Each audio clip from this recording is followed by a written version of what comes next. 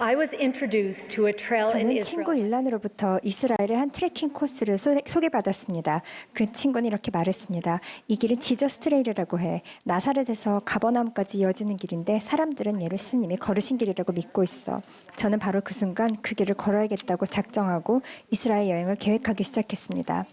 그런데 여행 6주 전 그만 발목이 부러지고 말았습니다. 남편은 제 부상에 대해 걱정했지만 저의 가장 큰 걱정은 한 달 후에 어떻게 지저스 트레일을 걸을 것인가였습니다. 저는 고집이 센 성격이라 비행기표를 취소하지 않았습니다.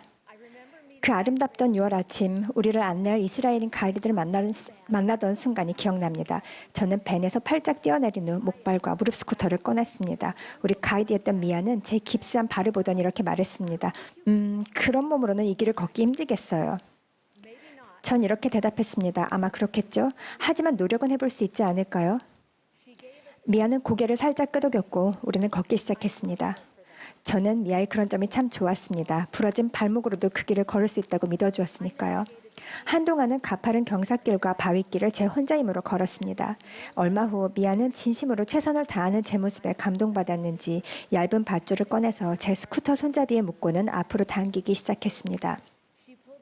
미아는 그렇게 저를 당기며 언덕 위로 레몬밭을 지나 갈릴리 해안가를 따라 걸어갔습니다. 여정이 끝났을 때 저는 제 친절한 가이드 미아에게 고마움을 전했습니다. 그녀는 제가 혼자서는 결코 할 수 없었을 일을 해내도록 도와주었습니다. 주님께서 에녹에게 온 땅을 다니며 당신을 증거하라고 하셨을 때 에녹은 망설였습니다. 그는 그저 말이 더딘 젊은 일 따름이었습니다. 그런 상태로 에녹이 어떻게 그 길을 갈 수 있겠습니까? 그는 마음의 상처로 분별력을 잃었습니다.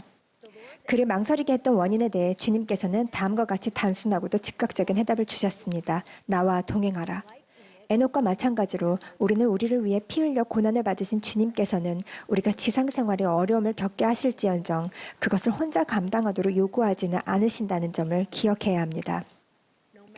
우리의 인생사나 현재의 여정이 아무리 고되더라도 그분은 우리에게 당신과 동행하자고 권유하실 것입니다. 광야에서 환난 중에 주님을 만난 한 청년을 생각해 보십시오. 야곱은 고향에서 멀리 떨어진 곳을 여행했습니다. 어두운 밤 그가 꾼 꿈에는 사다리뿐만 아니라 중요한 성약의 약속이 나옵니다. 저는 그것을 5손가락 약속이라고 부르고 싶습니다. 그날 밤 주님께서는 야곱 옆에 서서 당신이 야곱의 아버지의 하나님이라고 하시며 이렇게 약속하셨습니다. 내가 너와 함께 있으리라. 내가 너를 안전하게 지킬 것이라. 내가 너를 다시 집으로 돌아오게 할지니라. 내가 너를 떠나지 아니하리라. 내가 내게 한 약속을 지키리라. 야곱은 선택해야 했습니다. 그는 자기 아버지 하나님을 단순히 알고 지내는 삶을 살 것을 선택할 수도 있었고 그분께 헌신하는 성약관계 속에 살 것을 선택할 수도 있었습니다. 수년 후 야곱은 주님의 성약의 약속 안에서 살았던 삶에 대해 이렇게 간증했습니다. 하나님께서는 내 환난 날에 내게 응답하시며 내가 가는 길에서 나와 함께 하셨더라. 주님께서는 야곱에게 하신 것처럼 우리가 우리 삶을 그분의 삶에 메어둘 것을 선택하면 우리의 고난의 날에 우리 각자에게 응답하실 것입니다. 그분께서는 우리가 가는 길에서 우와 함께 걷겠다고 약속하셨습니다. 우리는 이 길을 성약의 길이라 부릅니다. 이 길은 침례 성약으로 시작해 성전에서 맺는 더 심오한 성약으로 이어집니다. 여러분은 이 말을 들으면 완수해야 할 목록을 떠올릴지도 모릅니다. 어쩌면 요구사항으로만 가득 찬 길로 보일 수도 있습니다. 그러나 자세히 들여다보면 더 마음을 끄는 것이 보입니다. 계약이 성약의 중요한 부분이기는 하지만 성약은 단지 계약에 관한 것만은 아닙니다. 성약은 관계에 관한 것입니다.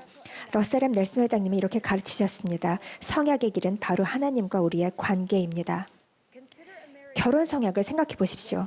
결혼식 날도 중요하지만 그 이후 함께 살면서 맺는 관계도 그만큼 중요합니다.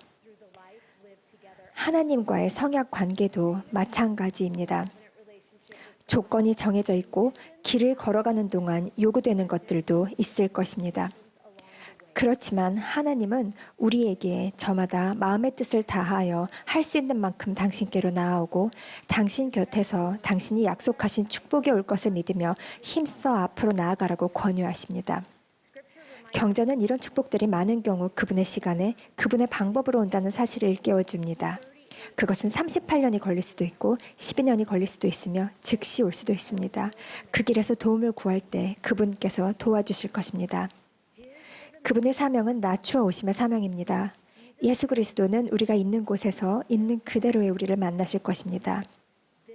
그것이 겟세마네 동산과 십자가와 무덤의 존재 이유입니다. 구주께서는 우리가 이겨내도록 도와주시기 위해 보내심을 받으셨습니다. 그러나 우리가 지금 있는 곳에 가만히 머물러 있는다면 우리가 추구하는 구원을 받지 못할 것입니다. 주님께서 야곱을 흙 속에 내버려 두지 않으셨던 것처럼 그분은 우리 중 누구도 우리가 있는 곳에 그냥 두지 않으십니다.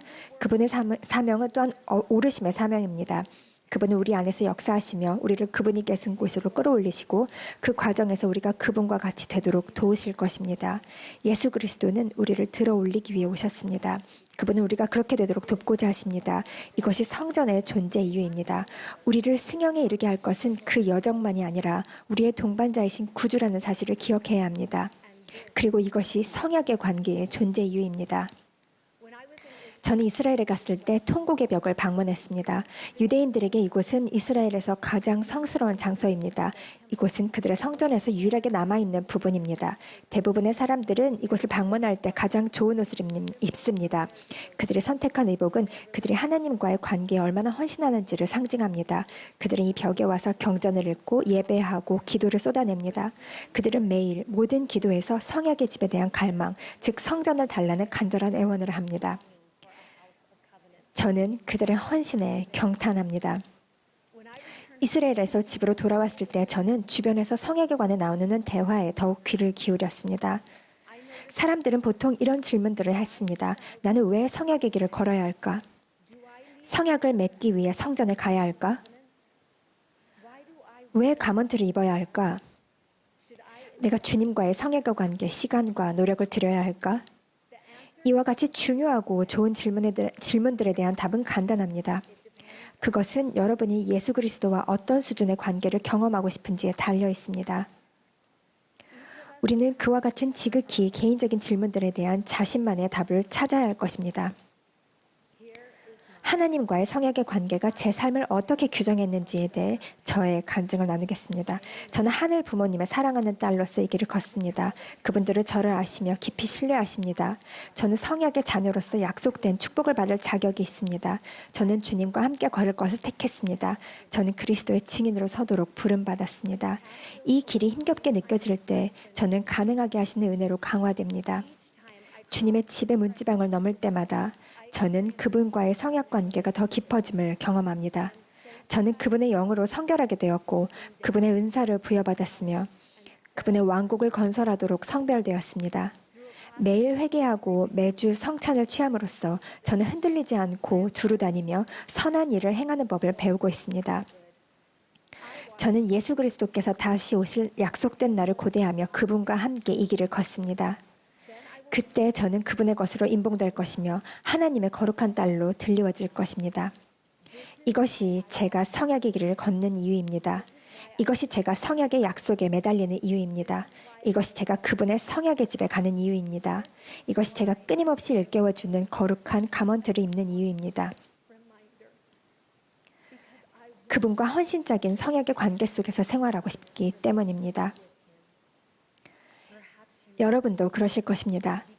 여러분의 현재 상태에서 바로 시작하십시오. 여러분의 상황이 장애물이 되게 하지 마십시오. 걷는 속도나 현재의 위치는 전진해 나가는 것만큼 중요하지 않다는 점을 기억하십시오. 성약의 길에 있는 여러분이 신뢰하는 사람에게 그들이 알게 된 구주에 대해 이야기해달라고 부탁하십시오. 그분에 대해 더 배우십시오. 그분과 성약을 맺음으로써 그 관계에 투자하십시오.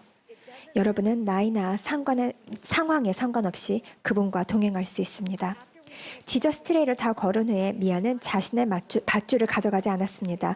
그녀는 그것을 제 스쿠터에 묶은 채로 놔뒀습니다. 그들을 며칠 동안 제 10대 조카들과 그들의 친구는 번갈아 가며 그 줄로 저를 끌고 예루살렘 거리를 다녔습니다. 그 아이들은 제가 예수님 이야기에 나오는 장소를 한 군데도 빠지지 않고 가보게 해주었습니다. 저는 자라나는 세대의 힘을 느꼈습니다. 우리는 여러분에게서 배울 수 있습니다. 여러분은 우리의 안내자이신 예수 그리스도에 대해 배우고자 하는 순수한 소망이 있습니다. 여러분은 우리를 그분께 메워두는 밧줄의 힘을 믿습니다. 여러분은 다른 이들을 그분께로 이끌 수 있는 은사를 받았습니다. 감사하게도 우리는 이 길을 함께 걸으며 서로를 격려합니다. 우리가 그리스도와 함께한 개인적인 경험을 나눌 때 우리의 개인적인 헌신이 강화될 것입니다.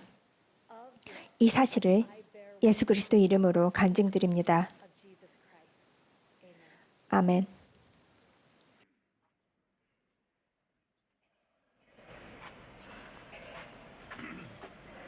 At baptism.